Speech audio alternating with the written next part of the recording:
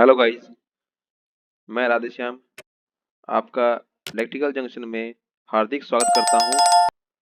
आज हम बात करने वाले हैं ट्रांसफार्मर के बारे में। ट्रांसफार्मर क्या होता है, ट्रांसफार्मर कैसे काम करता है और ट्रांसफार्मर के कौन-कौन से पार्ट होते हैं। तो इस तरह की वीडियो देखने के लिए हमारे चैनल को सब्सक्राइब करें। तो सबसे पहले हम बात करने वाले हैं ट्रांसफार्मर का जो आविष्कार है। दो साइंटिस्ट थे हमारे, इनका हमारे ट्रांसफार्मर में बहुत ही बड़ा योगदान रहा था। सबसे पहले नाम आता है माइकल फैराडे, जो 1831 में ब्रिटेन में इन्हें आविष्कार किया था। दूसरा है जोसेफ हेनरी, जो 1832 में महत्वपूर्ण सिद्धांतों पर खोज की और ट्रांसफार्मर का भी इनका इनमें बहुत बड़ा योगदान रहा। आप जानते हैं आजकल छोटे से छोटे और बड़े से बड़े घरों में या पावर स्टेशन में ट्रांसफार्मर का ही इस्तेमाल किया जा रहा है। ये किसी न किसी रूप में, छोटा ट्रांसफार्मर हो या बड़ा ट्रांसफार्मर हो, तो हर एक जगह इसका इस्तेमाल किया जा रहा है। तो चलते हैं वीडियो की तरफ। सबसे पहले आप ये जो पिक्चर में देख रहे हो, ये ट्रांसफार्मर, ये आपका सबसे पुराना ट्रांसफार्मर है, जो जोसेफ हेनरी और माइकल फैराडे ने इस पे रिसर्च की थी, खोज की थी भी किस तरह ये सबसे पहले ये इस तरह बनाया गया। दोस्तों, हम बात करने वाले हैं ट्रांसफार्मर क्या है। तो ट्रांसफार्मर एक स्टैटिक डिवाइस होता है।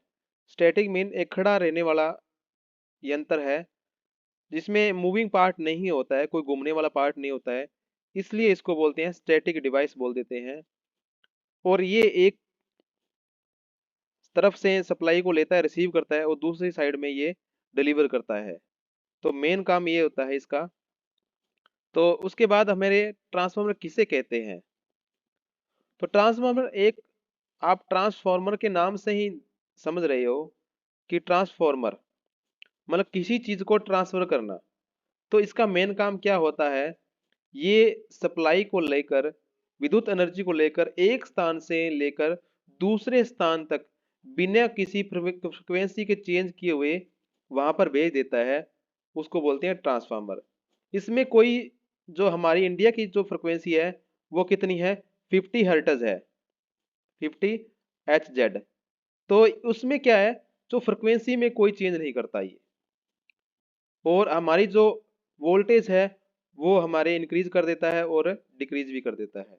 मतलब स्टेप डाउन और स्टेप अप करने का काम इसका ट्रांसफार्मर का काम होता है। तो ये आप सामने देख रहे हो, ये चित्र में आपको दिखा रहे हैं भी, एक ट्रांसफार्मर का ट्रांसफार्मर है। इसमें आपको सभी पार्ट दिए हुए हैं। हम उन पार्ट्स को डिटेल में पढ़ेंगे और देखेंगे। कोई भी इंपॉर्टेंट टॉपिक को छूट ना जाए, इसलिए वीडियो को लगातार देखें ताकि आपको इसमें समझ आ सके। उसके बाद बात करने वाले हैं ये कितने प्रकार के होते हैं। ज्यादातर ये दो प्रकार के होते हैं। एक सिंगल फेस ट्रांसफार्मर होता है, एक थ्री फेस ट्रांसफार्मर होता है। सिंगल फेस में क्या होता है, उसमें एक फेस को लेता है और एक फेस को ही आगे ट्रांसफर कर देता है। ये आपका सिंगल फेस ट्रांसफार्मर है, यानी कि एक फेस को ले रहा है और एक फेस को ही आगे ट्रांसफर कर रहा है। तो इसमें दो इनपुट होते हैं, एक फेस और न्यूट्रल, और दो ही आउटपुट होते हैं, फेस न्यूट्रल। और ये आपका है थ्री फेस ट्रांसफार्मर। ये तीन फेस आप लेता है और तीन फेस ही आगे ट्रांसफर कर देता है। तो इसका तीन फेस को आगे पार्ट में होता है, जैसे कि आप सिंगल स्टेप डाउन ट्रांसफर होते हैं, स्टेप अप ट्रांसफर होते हैं, डेल्टा ट्रांसफर होते हैं, स्टार ट्रांसफर होते हैं। तो इसमें अलग है। तो ज्यादातर ये दो प्रकार के ही हैं, उसके आगे उनके अलग पार्ट्स बन जाते हैं। फिर हम बात करने वाले हैं पार्ट्स ऑफ ट्रांसफार्मर। ट्रांसफार्मर के कौन कौन से पार्ट्स होते हैं। सबसे पहले क्या होता है, कौन सा पार्ट होता है, टैंक होता है। दूसरा पार्ट होता है हमारा कोर। तीसरा पार्ट है हमारा वाइंडिंग। चौथा जो भाग है हमारा ट्रांसफार्मर का, वो है टर्मिनल एंड बुशिंग। पांचवा जो पार्ट है ट्रांसफार्मर ऑयल। छठा पार्ट है रेडिएटर एंड फैन। 7वां पार्ट है हमारा कंजर्वेटर टैंक, 8वां है बकल्स रिले, 9वां है हमारा टेप चेंजर्स, और 10वां है हमारा एक्सप्लोर वेंट। तो आज हम सभी की डिटेल में पढ़ेंगे कि कौन कौन सा भाग कहाँ कहाँ लगाया जाता है और किस काम आता है, क्यों लगाते हैं हम, उसका सभी डिटेल से बताएंगे। तो वीडियो को लगातार देखते रहें। ये हमारा जो क्या आ गया सारा टैंक है, ट्रांसफार्मर टैंक है। तो ये हमारा जो टैंक है, ये मेन काम क्या करता है, हमारा जो सभी पार्ट होते हैं, सभी पार्ट होते हैं वो अपने अंदर रखता है। मतलब ये एक टैंक है, खाली टैंक देख रहे हो, और सभी इसके पार्ट हमारे मैंने जितने भी 9 पार्ट बताए, 10 पार्ट बताए हैं, वो सारे इसके ऊपर लगे होते हैं, टैंक के ऊपर यहाँ लगे होते हैं। ये सारे पार्ट लगे हुए, अलग अलग नाम है इनका। बुशिंग हो गई है, बकल्स रिले हो गया, कंजर्वेटर टैंक हो गया है, रेडिएटर एंड फैन हो गया है। तो ये सारे जो पार्ट हैं हमारे टैंक पर ही लगे होते हैं। टैंक जो हमारा बना होता है एमएस स्टील का बना होता है, और ये ज्यादातर हमारी जो जो टैंक है कोर और वाइंडिंग को बहुत ज्यादा सुरक्षा करता है, क्योंकि कोर जो वाइंडिंग है हमारी टैंक के अंदर होती है। और मेन दूसरा इसका मेन काम क्या होता है, ट्रांसफार्मर के तेल को ठंडे रखने का काम करता है। क्योंकि इसके अंदर जो ये खोखली पाइपें होती है उसको बोलते हैं कूलिंग ट्यूब बोल देते हैं, कूलिंग कूलिंग ट्यूब होती है, जो हमारा गर्मियों में या टेम्परेचर की ज़्यादा ओवरलोड होने के कारण हमारा जो ऑयल है वो गर्म हो जाता है, जिसके कारण हमारा जो ये कूलिंग ट्यूब है इससे हमारा तेल ठंडा हो जाता है। तो मेन काम ये इसका तेल को ठंडे करने का काम भी करता है। दूसरा हमारा जो ट्रांसफार्मर का पार्ट है वो है कोर। कोर जो हमारी होती है, जो स्टैंपिंग पत्तियां बनी होती है, वो एल साइज की बनी होती है, ई साइज की बनी होती है, ये ई साइज की पत्तियां हैं, और ये आई साइज की है। और ये क्या है, आयताकृति सिलेंड्रिकल होता है, जो इससे हमारी जो पत्तियां हैं स्टैंपिंग कर कर हमें कोर बनाते हैं।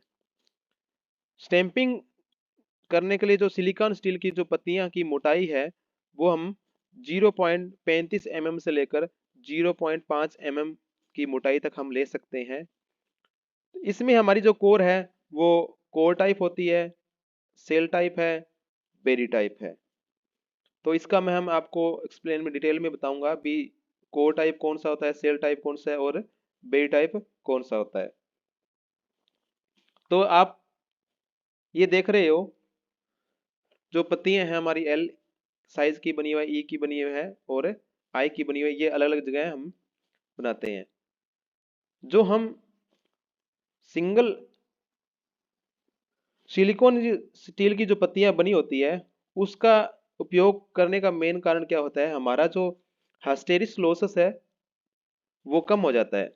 भी सिलिकॉन स्टील की जो पत्तियां हम प्रयोग करते हैं उससे हमारा क्या होता है, जो हिस्टेरिस लॉसेस कम हो जाता है। और उनको जब हम लेमिनेट करते हैं इन पत्तियों को, जब हम उन पत्तियों को लेमिनेटेड करते हैं तो हमारा एडी करंट जो लॉस है वो कम हो जाता है। तो हम दोनों का लॉस को कम करने के लिए हम सिलिकॉन स्टील का यूज करते हैं, और हम उनको लेमिनेट पत्तियों को लेमिनेट करके हम कोर बनाते हैं। तो जो हमारा यह ट्रांसफार्मर एल आकार सिलिकॉन स्टील की पत्तियों को इंसुलेटर करके जोड़कर बनाया जाता है। इसकी बनावट आयताकार रूप से होती है। मतलब इसमें मैं आपको बता दूं, हमारा जो ये कोर टाइप बना हुआ है, कोर टाइप बना हुआ है, ये एल आकृति से बना हुआ है कोर टाइप, जिससे यहाँ पर एल आकृति लगी हुई है, जो हमारी पत्तियां हैं ये एल लगी हुई है। तो इसमें क्या होता है, हमारी ये सिंगल फेस का ट्रांसफार्मर होता है, ये 3 फेस का है। अब कोर टाइप में क्या होता है, कोर में जो हमारा फ्लेक्स जो रास्ता है फ्लेक्स का वो एक ही होता है, ये एक ही रास्ते से फ्लेक्स हमारा निकलता है। हमारे क्या है, जब सेल टाइप बनाते हैं, सेल टाइप में क्या होती है, हमारी ई टाइप की पत्तियां लगती है। ये ई हो गया हमारा, जैसे ई है, और यहाँ पर मैं आई लगा देता हूँ। तो हमारी क्या है, ये जो ई और आई लगाकर हम सेल टाइप कोर बनाते हैं। इसमें क्या होता है, हमारे जो फ्लेक्स के रास्ते हैं वो दो हो जाते हैं, एक रास्ता ये हो गया और दूसरा रास्ता ये हो गया। तो इसमें क्या है, फ्लक्स के रास्ते दो होते हैं और इसमें फ्लक्स के रास्ते एक होता है। इसलिए हम पत्तियों का जैसे ई और आई का प्रयोग कर कर हम जो रास्ते हैं अलग अलग करते हैं। जो कोर टाइप होता है हम हाई वोल्टेज पर यूज करते हैं और जो सेल टाइप है हम जो लो वोल्टेज पर इनका प्रयोग करते हैं। इसमें जो मैग्नेटिक फ्लक्स के दो रास्ते होते हैं और इसमें मैग्नेटिक फ्लक्स के रास्ता एक होता है। ये आप देख रहे हो, ये आप थ्री फेस का कोर टाइप है और ये थ्री फेस का सेल टाइप हमारा ट्रांसफार्मर है। तो इससे आपको पता चल गया होगा कोर जो पत्तियों से बनती है हमारी कोर। और कोर के ऊपर जो ये की हुई है, ये क्या की हुई है, ये वाइंडिंग है, ये वाइंडिंग की हुई है। नेक्स्ट चलते हैं हम, ये हमारा वाइंडिंग। मैंने पहले बताया था कोर से इंसुलेशन करके प्राइमरी और सेकेंडरी वाइंडिंग की जाती है। हमारी जो कोर थी जो लेमिनेटेड सिलिकॉन स्टील की पत्तियों से बनी हुई थी, ये सिलिकॉन स्टील की पत्तियों से हमारी कोर बनी हुई है और इनके ऊपर हम लपेटे जब मारते हैं, लपेटे मारते हैं तो ये क्या हो गया, हमारा वाइंडिंग हो गया है। ये क्या है, हमारा वाइंडिंग हो गया है। तो वाइंडिंग एक मेन भाग होता है हमारा ट्रांसफार्मर का। इसके कारण क्या, इससे कारण ही हमारा जो फ्लक्स बनता है वाइंडिंग के कारण, और एक स्थान से दूसरे स्थान तक हम जो विद्युत एनर्जी भेजते हैं तो इन्हें वाइंडिंग के कारण ही भेज पाते हैं। और ये पतले तारों से लपेटे मारकर हम तैयार करते हैं। इसमें हम कॉपर की वायर भी यूज कर सकते हैं और एल्युमिनियम की वायर की भी यूज करते हैं, प्रयोग करते हैं। जब ये क्या है, हम ये जब ट्रांसफार्मर बनाते हैं, जब वाइंडिंग करते हैं तो हम देखते हैं भी हमें कौन सा ट्रांसफार्मर चाहिए, स्टेप डाउन ट्रांसफर बनाना है या स्टेप अप ट्रांसफर बनाना है। तो हम उसी वाइंडिंग जब करते हैं उस टाइम हमें वो उस पे डिजाइन किया जाता है भी हमारा ट्रांसफार्मर कौन सा है, उसी हिसाब से हम उन वाइंडिंग को करके हम ट्रांसफार्मर बनाते हैं। जो हमारी इसमें दो वाइंडिंग होती है मेन, पहली होती है प्राइमरी वाइंडिंग, दूसरी होती है सेकेंडरी वाइंडिंग। पहली हमारी जो इनपुट से जो वायर जाती है, इनपुट वायर होती है वो हमारी प्राइमरी वाइंडिंग होती है, आउटपुट में हमारी सेकेंडरी वाइंडिंग होती है। तो इस तरह हम वाइंडिंग करके हम ट्रांसफार्मर बनाते हैं। ये हमारे जब ट्रांसफार्मर बनाते हैं इसमें फ्रिक्वेंसी कोई चेंज नहीं होती है, इनपुट और आउटपुट के आधार पर हम ट्रांसफार्मर का चयन करते हैं। तो नेक्स्ट हमारे जो पार्ट है टर्मिनल एंड बुशिंग। आपने ट्रांसफार्मर देखा था, ट्रांसफार्मर के ऊपर हम जब इनपुट और आउटपुट में सप्लाई देते हैं वो टर्मिनल एंड बुशिंग करने से ही हमारी सप्लाई हम दे पाते हैं। क्योंकि जो हमारा टैंक है, मतलब ये हमारा, मान लीजिए हमारा ये टैंक है पूरा, जब हम टर्मिनल से इनपुट वायर भेजते हैं, ये इनपुट वायर है हमारी, जब इनपुट सीधी वायर भेजेंगे तो हमारा बॉडी से अटैच हो जाता है। तो हम क्या करते हैं, बुशिंग करते हैं। बुशिंग मतलब जो हमारा क्या है, टैंक है उससे अलग एक हमारा जो इंसुलेटर लगाकर हम बुशिंग करते हैं, जिसे हमारा क्या है, हमारा जो टर्मिनल है वो ट्रांसफार्मर के साथ अटैच ना हो और उसमें ट्रांसफार्मर में करंट ना आए। तो इसलिए हम एक सिरे से दूसरे सिरे में सप्लाई निकालने के लिए हम, एक सिरा है हमारा और दूसरे सिरे से सप्लाई निकालने के हम बुशिंग का इस्तेमाल करते हैं। और जब ये बाहर निकल जाता है तो ये हमारा एक क्या है, ये टर्मिनल है। अब ये आपका टर्मिनल है, ये इसलिए लगाया जाता है जैसे ये आपका क्या है, टैंक है, ये भी टैंक है और आपका टर्मिनल जो है बुशिंग के द्वारा हमारा वाइंडिंग के अंदर वो वायर जो है हमारा चला जाता है। वो क्या है, हमारा टैंक के साथ अटैच नहीं होता और ये इनकी इसके दोनों साइड में जो हमारी बुशिंग है इसमें तेल भरा होता है, इंसुलेशन तेल होता है और वो हमारा वायर जो है, और वाइंडिंग, ये वाइंडिंग की हुई है, ये आउटपुट वायर है जो हमारा बुशिंग के द्वारा हमारा टर्मिनल बाहर निकल रहा है, इसको बोलते हैं बुशिंग। ये हम आपका क्या है, बुशिंग है। ये देखो आपके, ये जो बुशिंग है ये हाई वोल्टेज कंडेंसर है, बुशिंग है। और ये आपका लो वोल्टेज कंडेंसर जो बुशिंग है। हाई वोल्टेज मतलब हाई वोल्टेज के लिए आपको जो बुशिंग है उसकी लेंथ बढ़ानी पड़ेगी, और आपको जो लो वोल्टेज, कम वोल्टेज है तो आपकी बुशिंग छोटी रहेगी। तो वो भी निर्धारित होता है ट्रांसफार्मर के ऊपर। तो ये आप सामने देख ही रहे हो, ये बुशिंग है। तो ये इस तरह आप लगातार देखते रहोगे तो आपको पता चलता रहेगा भाई ट्रांसफार्मर के कौन कौन से भाग और कहाँ कहाँ लगाए जाते हैं। फिर आ जाता है हमारा ट्रांसफार्मर ऑयल। जो हमारा टैंक है, टैंक के अंदर हमारा क्या भरा होता है, ऑयल भरा जाता है। ये ऑयल जो है, ये खनिज तेल उसको बोलते हैं, खनिज तेल होता है ये। और ये क्या काम करता है, इसके मेन दो काम होते हैं। एक तो इंसुलेशन, वाइंडिंग के अंदर इंसुलेशन बनाए रखना। दूसरा होता है इसका काम, वाइंडिंग को, ट्रांसफार्मर को ठंडा करना।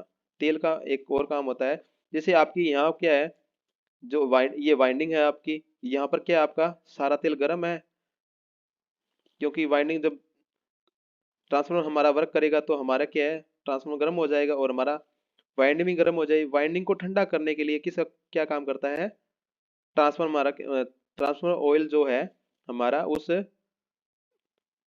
ट्रांसफार्मर ऑयल हमारा क्या करता है, उस वाइंडिंग को ठंडा करता है। मतलब ये कूलिंग ट्यूब में जा रहा है, ये कूलिंग ट्यूब है। कूलिंग जैसे नालियां होती है टैंक के साथ लगी होती है, ये गर्म तेल है वो जा रहा है, और यहाँ से वो नीचे से आपका ठंडा तेल वापस आ रहा है। तो इस सर्कल, इस ये सर्कल चलता रहता है। ठंडा ठंडा तेल, गर्म तेल जाता है और ठंडा तेल वापस से इसके अंदर आ जाता है। तो मेन काम क्या होता है ट्रांसफार्मर ऑयल का, एक तो जो वाइंडिंग में इंसुलेशन बनाए रखना, और एक वाइंडिंग को ठंडा रखने का मेन काम इसका होता है। जो हमारा जो ऑयल है वो हमारा टैंक के अंदर भरा होता है, और ये जो हमारा रेडिएटर है वो टैंक के साथ जुड़ा होता है। नेक्स्ट भाग आ गया अपना रेडिएटर एंड फैन। अब मैंने बताया था ये सारा टैंक है आपका, ये टैंक है, ट्रांसफार्मर टैंक है। और ये क्या है, ये आपकी कूलिंग ट्यूब है, जो नालियां बोलते हैं हिंदी में, और इंग्लिश में बोलते हैं कूलिंग ट्यूब। हमारा जो इसमें ट्रांसफार्मर में ऑयल भरा होता है, इन नालियों के द्वारा जिससे गर्म तेल हमेशा ऊपर उठता है, गर्म तेल ऊपर उठता है, इन नालियों के द्वारा इसके अंदर आ जाता है। जब हमारा ठंडा होने के बाद ये वापस चला जाता है। तो इस तरह ये साइकिल चलता रहता है। ये देखो आप देख रहे हो, ये हमारी वाइंडिंग है, ये वाइंडिंग है हमारी, ये हमारी बुशिंग है। तो इस वाइंडिंग को ठंडा कर, ये गर्म होने के बाद तेल आपकी नालियों में आ जाता है। नालियाँ ये क्या काम करती है, जो रेडिएटर मतलब हवा टकराती है, नेचुरली हवा ये इस नालियों के साथ टकराएगी, तो हमारा जो ऑयल है वो ठंडा हो जाएगा और वापस ट्रांसफार्मर में चला जाता है। तो ये साइकिल चलता रहता है इस तरह।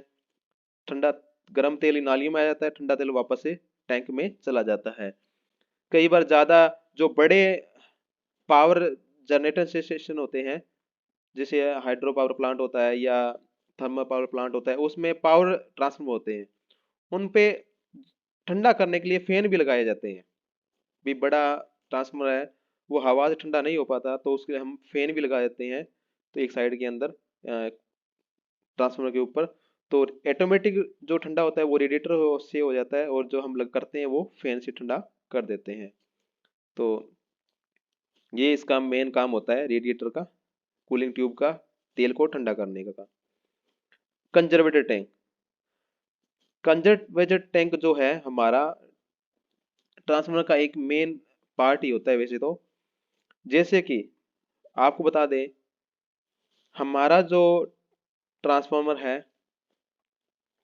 हमारा जो ट्रांसफार्मर है, जब इसके ये गर्म होता है, ट्रांसफार्मर जब गर्म होता है तो तेल का जो डेंसिटी है, तेल की डेंसिटी बढ़ जाती है।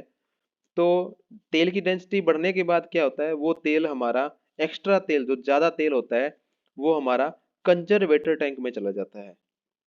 जब वो ठंडा होता है तो वापस इस तरह इस तेल इसके अंदर वापस आ जाता है। तो एक इसमें एक लेवल लगा होता है यहाँ पर साइड के अंदर, इसके अंदर भी तेल हमारा कितना है। जैसे ये यहाँ पर दिया हुआ है आपका, यहाँ पर दिया हुआ है, इसमें शीशा लगा होता है साइड में कंजर्वेटर टैंक के ऊपर, उसमें हम देख सकते हैं हमारा इसमें तेल कितना है। कंजर्वेटर टैंक जैसे उसमें तेल वापस चला जाता है, फिर वापस आ जाता है, फिर चला जाता है। ये काम कंजर्वेटर टैंक का है। एक्स्ट्रा तेल जो है अपने अंदर समा लेता है। जबकि ट्रांसफार्मर की जो वाइंडिंग है अधिक लोड जब होता है, जब ट्रांसफार्मर की जो वाइंडिंग है उस पे अधिक लोड होता है तो ऊष्मा उस टाइम बढ़ जाती है। ऊष्मा बढ़ जाती है तो उस समय तेल का जो आयतन है वो भी बढ़ेगा। तेल का आयतन बढ़ने पर क्या है, जो उसका तेल का जो आकार है वो बढ़ जाता है और वो एक ज्यादा इकट्ठा होकर कंजर्वेटर टैंक में चला जाता है। जब ठंडा जब तेल होगा दोबारा, जो हमारी वाइंडिंग ठंडी होती है यहाँ पर, तो हमारा जो टैंक का जो तेल है वो वापस कंजर्वेटर टैंक का तेल है वो वापस इस ट्रांसफार्मर में आ जाता है। तो इस क्योंकि वो एक इकट्ठा करने का काम करता है, तो मेन काम ये होता है इस कन्वर्टर टैंक का भी ट्रांसफार्मर का जो ऑयल है वो पूरा रखना, भी ट्रांसफार्मर में तेल कम ना हो जाए। तो हमारा जब भी कम होता है तेल तो जो कंजर्वेटर टैंक है हमारा उस तेल को उसे में वापस भेज देता है। मेन काम जो ट्रांसफार्मर के ऊपर जो लगी होती है टैंक की होती है, सिलेंड्रिकल टैंक की है, और वो टैंक के साथ जुड़ा होता है, तो उसी को बोलते हैं हम कंजर्वेटर टैंक बोलते हैं। नेक्स्ट हमारा जो पार्ट है वो है बुकल्स रिले। बुकल्स रिले क्या करता है, ये हमारा क्या है, कंजर्वेटर टैंक लगा हुआ है, कंजर्वेटर टैंक है, ये हमारा पास क्या है, ट्रांसफार्मर टैंक है यहाँ पर, और कंजर्वेटर टैंक और हमारा ट्रांसफार्मर टैंक है, उसके बीच में यहाँ लगा होता है ये बकल्स रिले। ये इसलिए लगाया जाता है जब हमारा जो ट्रांसफार्मर है वो हवा लेता है, क्योंकि जब हमारा टैंक गर्म होता है उस टाइम कंजर्वेटर टैंक में तेल चला जाता है, और जब ठंडा होने के बाद वापस टैंक में आ जाता है। तो हमारा क्या है, उसमें तेल में नमी ना आ जाए। नमी आने पर हमारा जो बुकल्स रिले है वो हमें अलार्म देता है भी हमारा जो टैंक है उसमें नमी, तेल में नमी आ चुकी है, और वो ट्रांसफार्मर को बंद कर देता है या अलार्म दे देता है। अब उस कंजर्व जो बुकल्स रिले उसमें क्या लगा होता है, मरकरी लगी होती है, और मरकरी लगने के बाद स्विच लगते हैं ये टू द ट्रांसफार्मर, ये हमारे ये एक बॉलव लगे होते हैं जो हमारे क्या यहाँ पर शॉर्ट होने के बाद ये बताते हैं भी इसमें ये मरकरी स्विच होते हैं हमारी बकल्स रिले में। तो हमें ये बता देते हैं भी जो हमारा तेल है उसमें नमी आ चुकी है, क्योंकि जब उसमें दबाव ज़्यादा बन जाता है, जब तेल गर्म होता है तो हमारा उस ट्रांसफार्मर में दबाव बनेगा, दबाव बनने पर ये स्विच ऑन हो जाएंगे और हमें एक अलार्म के रूप में हमें बताएंगे। ये अलार्म एक साइड में अलार्म लगी होती है और एक साइड में हमारा ट्रिप स्विच होता है भी हमारा अलार्म भी बोल बताए, अलार्म भी हमारे पास बोल जाएगी भी आपका बुकल्स रिले में। और दूसरा हमारा जो ट्रांसफार्मर का जो सर्किट होता है वो भी वो बंद हो जाएगा, सारा ट्रांसफार्मर बंद हो जाएगा ऑटोमेटिकली। तो ये ट्रांसफार्मर को सेफ्टी के लिए प्रदान किया जाता है भी हमारा जो ट्रांसफार्मर है उसमें आग ना लगे या उसमें हीट ना हो, तो उसी के कारण ये लगाए जाते हैं, प्रोटेक्शन के लिए लगाई जाती है बुकल्स रिले, ट्रांसफार्मर की प्रोटेक्शन के लिए लगाई जाती है। तो उसके बाद नेक्स्ट है हमारा बिदर्स। बिदर्स जो है हमारा टैंक, जो टैंक कंजर्वेटर टैंक होता है, ये हमारा क्या है, कंजर्वेटर टैंक है।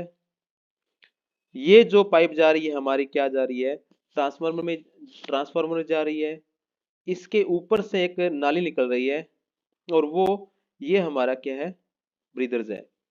भी ये क्या काम करता है, मैंने आपको बताया था भी ट्रांसफार्मर क्या एक सांस लेता है। जब गर्म होता है तेल तो उसका आयतन बढ़ जाता है तो टैंक में तेल आ जाता है। तेल चलने के जब इसमें जब तेल जाए वापस टैंक में तेल भरेगा, ऊपर तक भरे जाएगा, तो उसकी हवा है वो बाहर निकल जाती है, वापस से बाहर निकल जाएगी। जब तेल का आयतन कम होगा, तेल इसमें से घटेगा, कंजर्वेटर टैंक में घटेगा, तो यहाँ से हवा जाएगी इसके अंदर, उसके अंदर हवा जाएगी, कंजर्वेटर टैंक के अंदर हवा जाती है। तो ये जो ब्रीदर है हमारा, ये क्या काम करता है, इसमें सिलिका जेल भरा होता है। ये आप देख रही हो, ये देखो, इसमें सिलिका जेल भरा होता है। सिलिका जेल का मेन काम क्या होता है, मेन काम क्या होता है भी, जब वो हवा उसके टैंक के अंदर जाती है, कंजर्वेटर टैंक के अंदर हवा जाती है, तो हवा के अंदर जो नमी होती है, उसको जो सिलिका जेल है वो सोख लेता है, अपने अंदर सोख लेता है। तो उसको शुष्क जो हवा है हमारी, वो टैंक के अंदर चली जाती है, क्योंकि शुष्क हवा जब जाएगी तो तेल को, जो हमारा तेल होता है उसमें कोई इफेक्ट नहीं पड़ता, और हमारा तेल खराब भी नहीं होता। तो जब जब हमारा जो ब्रीदर जेल में आपको एक पॉइंट बता देता हूँ, जब फ्रेश सिलिका जेल होता है, वो नीले रंग का होता है। ये आप ये देख रहे हो, नीले रंग का है। ये जब स्टार्टिंग में हम लगाते हैं, जब ये सांस लेता है, बार बार सांस लेता है, हवा जाती है फिर वापस आती है, जब ये नमी सोख लेता है, सिलिका जेल नमी सोखने के बाद क्या है, ये हल्का गुलाबी हो जाता है। ये आप देख रहे हो, हल्का गुलाबी हो गया है। तो जब हल्का गुलाबी होने के बाद क्या करते हैं, हम इन सिलिका जेल को बाहर निकालेंगे। तो हमारी जो धूप होती है, सूर्य की रोशनी से हम इसको सुखाकर और वापस इसको डाल देंगे। जब इसको सुखाएंगे सुखाएंगे तो हमारा वापस में उसी फॉर्म में चला जाता है, नीले रंग में चला जाएगा। तो ये उसका मेंटेनेंस करने हर महीने बाद, 2 महीने बाद, जब भी हमारा उसको मेंटेनेंस करेंगे तो उसको सुखाकर वापस डाल देंगे। तो ये हमारा मेन काम क्या होता है इसके, ये आप देख रहे हो, ये ब्रीदर्स लगा हुआ है, यहाँ से हवा इसके अंदर जा रही है। ये हमारा क्या है, ये कंजर्वेटर टैंक भरा हुआ है। कंजर्वेटर टैंक जो होता है हाफ भरा होता है, इतना हाफ भरा होता है। और ये इसके आधे के अंदर तो हवा होती है, और इसके आधे के अंदर जो ऑयल होता है। अब ये जब तेल बढ़ेगा, तो आपका तेल बढ़ेगा, यहाँ तक चला जाएगा, तो हवा इसकी होती है, ये वापस निकल जाती है। जब तेल का आयतन घटेगा, जब ठंडा तेल होगा, तो ये वापस नीचे चला जाएगा, तो हवा भी इसके अंदर वापस जाएगी।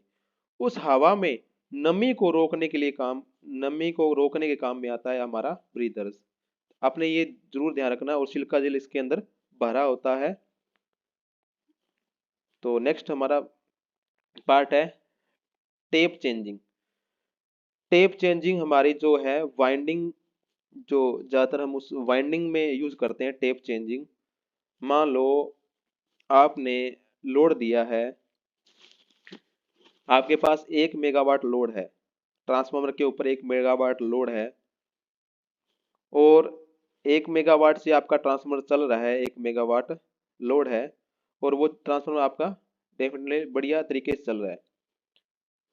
कई बार ऐसी सिचुएशन आ जाती है, मौसम के हिसाब से आपका लोड, ट्रांसफार्मर के ऊपर लोड बढ़ जाता है।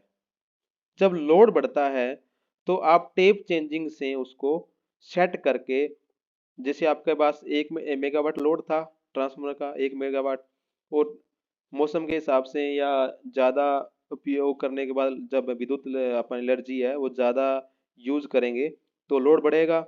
लोड बढ़ेगा तो ट्रांसफार्मर के लोड बढ़ेगा, तो हम क्या टेप चेंजिंग से क्या करते हैं, उसका जो पावर है वो भी हम उससे ट्रांसफार्मर की पावर को बढ़ा देते हैं।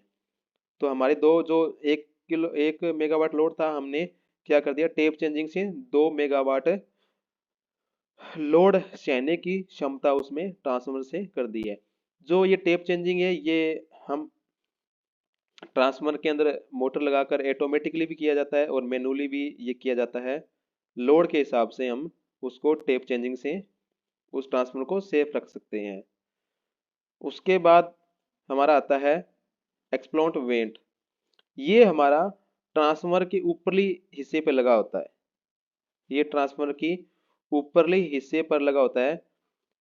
ये जब ट्रांसफार्मर के अंदर कोई भी चीज ब्लास्ट होता है, ये मतलब ये ट्रांसफार्मर में मतलब आग लगने में ब्लास्ट होता है, तो ये क्या है, आपका यहाँ से फट जाएगा, और यहाँ से जो गैस है इसकी बाहर निकल जाएगी। ये सारा नहीं फटेगा आपका, बस इतना ही, जो आपका एक शील की तरह ये होता है, और ये टूट जाती है, और जो आपकी गैस है ये आसानी से बाहर निकल जाती है। फास्टली निकल जाती है।